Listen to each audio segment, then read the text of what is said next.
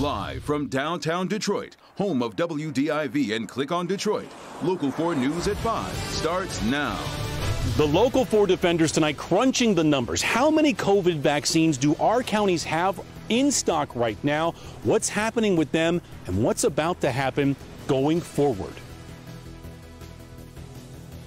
We got a couple of snow showers left to go tonight, but if you see them, take a good long look at them because it may be the last time we see flakes until the second half of the month. Okay, Ben, but first, brand new developments into a homicide investigation in Southgate. Police now confirm the victim is a woman who was reported missing on New Year's Day. Police confirmed her identity just about 90 minutes ago. 31-year-old woman's remains were found in a field next to an apartment complex. Victor Williams has the update. Police have indeed confirmed it was the body of Amanda Hilton found at this apartment complex on North Line Road. Police have now taken her husband into custody as the two shared an apartment together. There's a lot that we still are piecing together. Police are still working to find out who shot 31-year-old Amanda Hilton and left her body in the bushes only feet away from her home. She originally went missing on New Year's Day, and that's what prompted Southgate police to start their investigation. The initial report came in from the mother to just check her well-being because she hasn't heard from her for a while, and so that led us to go out to the home. With that information, Amanda's body was found in front of the La Colonnade apartment building, the same place she shared an apartment with her husband, who's not being named at this time. Some initial conversations that we had with the husband led us to look further. Okay. Charges are expected to soon be filed, but we've been told Amanda's spouse has been cooperating with the authorities. The question remains, however, was she killed near the bushes, or did the murder happen elsewhere, resulting in her body being placed there? Our detectives have put a lot of time into this over the last several days, so there's a lot for them to process here. Now, you just saw police officers taking out evidence of the apartment building that the two shared together. We are also told that several animals were pulled out of the unit as well. But in the meantime, we are going to still be waiting for a list of charges against the husband that has now been taken into custody. Live in Southgate tonight, I'm Victor Williams, Local 4. Back to you.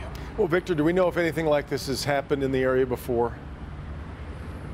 Well, believe it or not, back in 2015, I'm told that there was another murder that happened right in that same exact apartment complex. Oh, boy. All right, Victor. Let's now get to some breaking news coming into us from Wisconsin. The Kenosha County District Attorney announces the white police officer who shot Jacob Blake, who is black,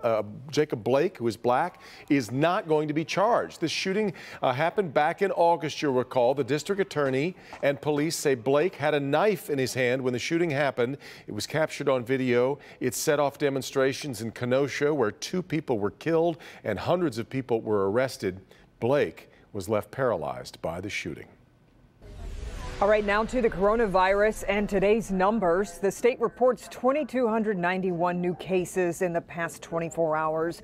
And along with that, 189 new deaths have been reported in the past day, including 117 from a review of past vital records. We're also getting new data on vaccinations in our state, and things are moving slowly. Very. As of today, 520,150 doses have been delivered, with 140,245 of those going into arms across the state. So according to the CDC, Michigan ranks among the worst states in the country at administering the vaccine.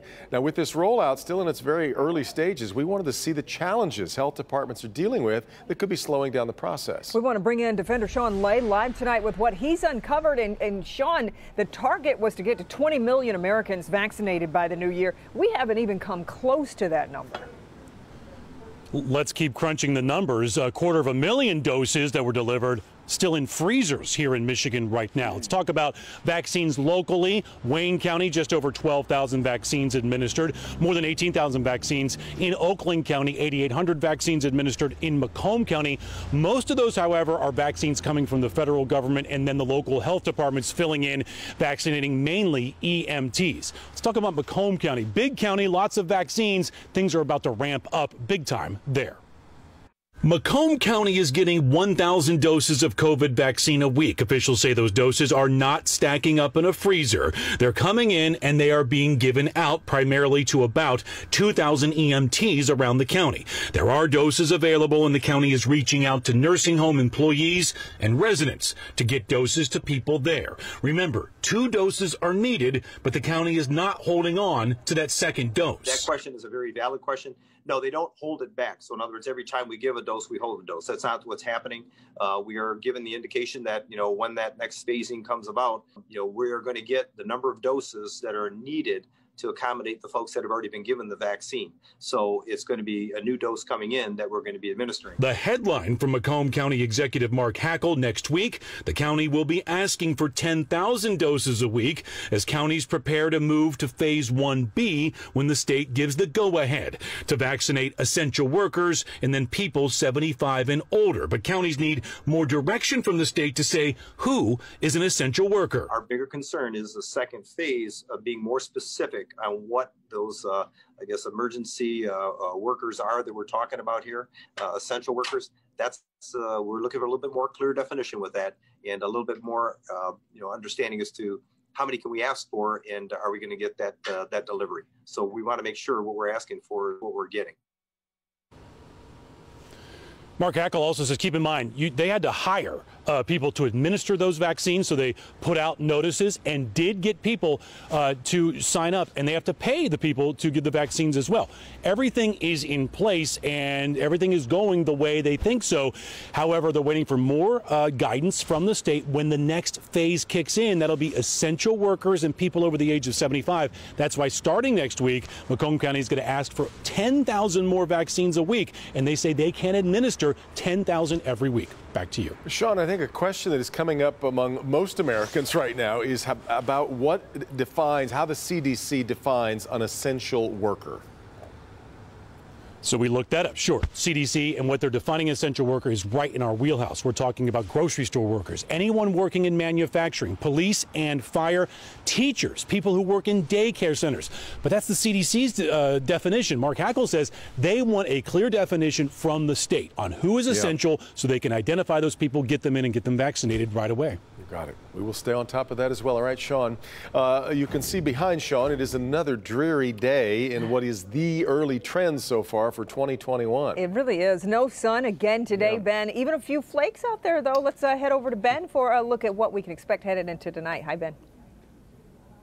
Hey guys, yeah, very January-like as you would expect this time of year, but the sunshine is coming. It's just sort of backloaded in the forecast, so we're getting all the gray stuff out of the way early. Let's go to Storm Tracker 4. There are snow showers out there, very few of them left. They've wound down pretty quickly now that the energy source, that trough, is sort of peeled away. You can see just a few faint echoes still left there. Most of those are in the north zone. That area around Port Huron has really shrunk down. So a couple there around Columbus down the 94 stretch into Macomb County, and that is about it. The headlines on what we're tracking here over the next several days as the snow tapers down, that's it for precipitation. We're dry until maybe Thursday of next week. We'll take a closer look at that. Temperatures remaining steady.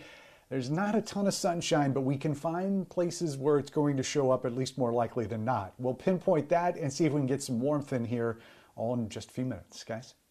All right, Ben. Now let's move to Georgia, where voters are heading to the polls to decide the most expensive Senate races in history. Long lines have been spotted across the state, but so far no major issues have been reported. Jay Gray is in Atlanta tonight. Jay. Hey there, good evening, Devin. Good evening, Kimberly. And look, what we're seeing unfold at this polling place and others across Georgia right now really is something we've never seen in politics before.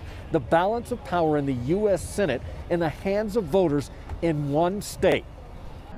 The political universe revolving around a Georgia peach right now, lines stretching from polling places across the state. You know, who would know out of all the places that everything would come back here? You know, to be like, this is the defining moment. An unprecedented moment. 2 Senate seats on the ballot here, and in turn, control of the upper chamber and perhaps President-elect Joe Biden's agenda, along with his cabinet and judiciary nominations. One state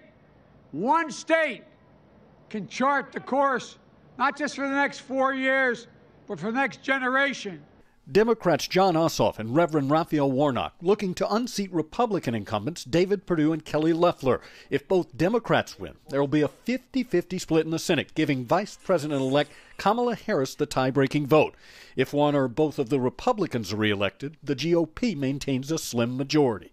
Our country is depending on you. The whole world is watching the people of Georgia. The runoff framed by the ongoing and unsubstantiated claims of election fraud by President Trump, who, over the weekend, spent more than an hour on the phone with Georgia's Republican Secretary of State, lobbying to overturn his loss in Georgia. There's nothing wrong with saying that,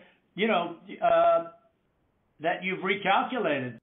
Election officials repeatedly and claim by claim. None of that is true. Not a whit. Refuting the president's accusations while during the runoff trying to reassure Georgia voters and the nation about the process. And while we're talking about that process, I think it's very important to point out that this is Election Day, not Results Day. Officials stressing it could be tomorrow or even later before we know the outcome here. In Atlanta, Jay Gray, Local 4.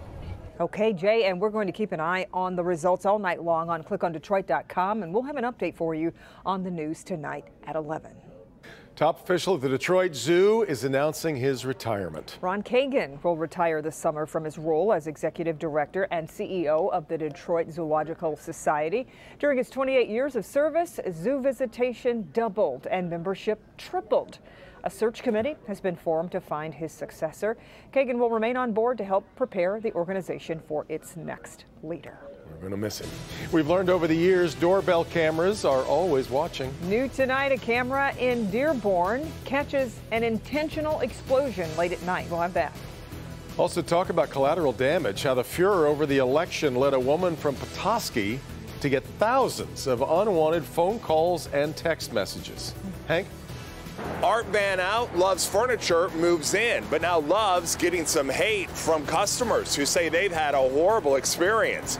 I'm going to tell you what happened and what you need to know if you've recently purchased furniture. Coming up in my Help Me Hank report.